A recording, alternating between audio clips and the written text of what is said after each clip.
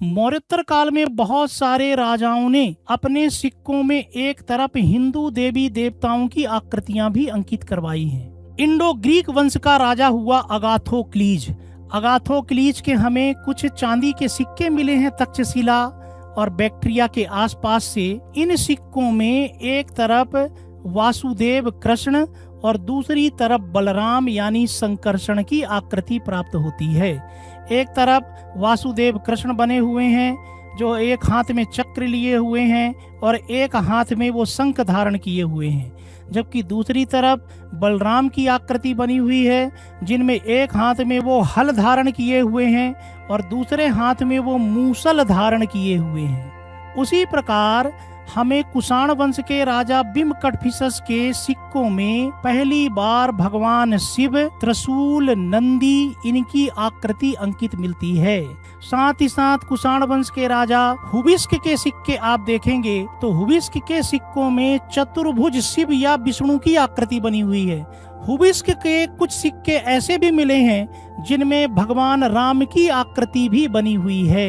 इन सिक्कों में भगवान राम हाथ में धनुष लिए हुए हैं और दूसरी तरफ हुबिस्क को हाथी पर बैठे हुए दिखाया गया है और लेख लिखा हुआ है योद्धा या वीर यूनानी भाषा में।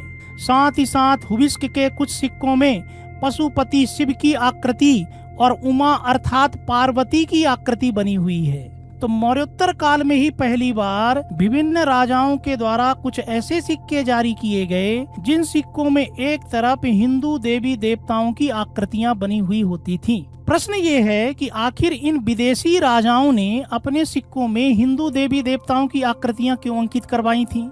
उसके पीछे एक कारण ये है कि वो भारत में लोकप्रियता प्राप्त करना चाहते थे। वो ये जानते थे कि यदि हम अपने सिक्कों में हिंदू देवी देवताओं की आकृतियां अंकित करवाएंगे तो भारतीय हमें पसंद करेंगे, हमारे शासन को एक्सेप्ट करेंगे, स्वीकार करेंगे। दूसरा, यदि वो अपने सिक्कों में केवल यूनानी देवी देवताओं की आकृतियां अंकित करवाते तो शायद उनके सिक्कों का उपयोग भारतीय व्यापार में नहीं करते।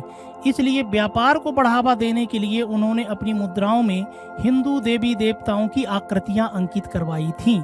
और तीसरा कारण ये हो सकता है कि भारतीय देवी देवताओं के प्रति उनमें आकर्षण रहा हो, भारतीय संस्कृति के प्रति उनमें रुचि रही हो और भारत आने के बाद हमारे देवी देवताओं की मान्यताओं से वो प्रभावित हुए हों और संभवतः यही कारण रहा होगा कि उन्होंने सिक्कों में हिंदू देवी देवताओं की आकृतियां अंकित करवाई हों। तो ये 3 कारण हो सकते हैं जिनके परिणाम स्वरूप विदेशी राजाओं ने अपने सिक्कों में हिंदू देवी देवताओं की आकृतियां अंकित करवाई थी।